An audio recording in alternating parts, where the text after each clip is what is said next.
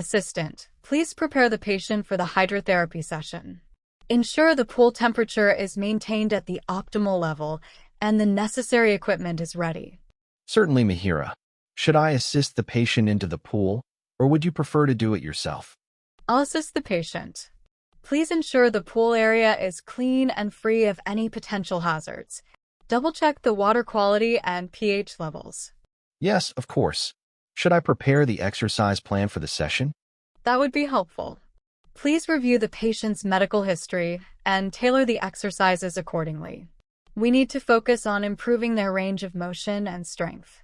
Any specific exercises you'd like me to emphasize, Mihira? Prioritize exercises that target the affected areas, such as the knee and ankle. We can incorporate balance exercises to enhance stability and prevent falls. I'll prepare the necessary equipment and assist you during the session.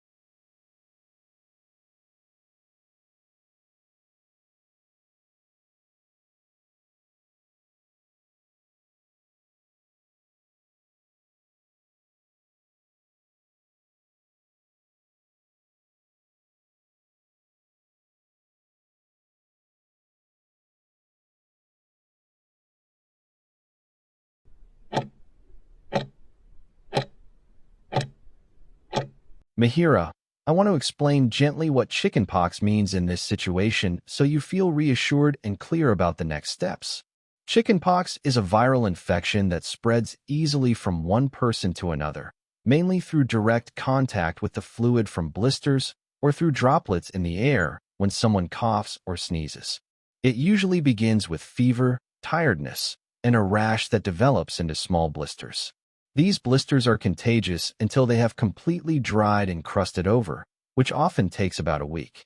During this period, anyone who has not had chickenpox before or who has not been vaccinated is at risk of catching it.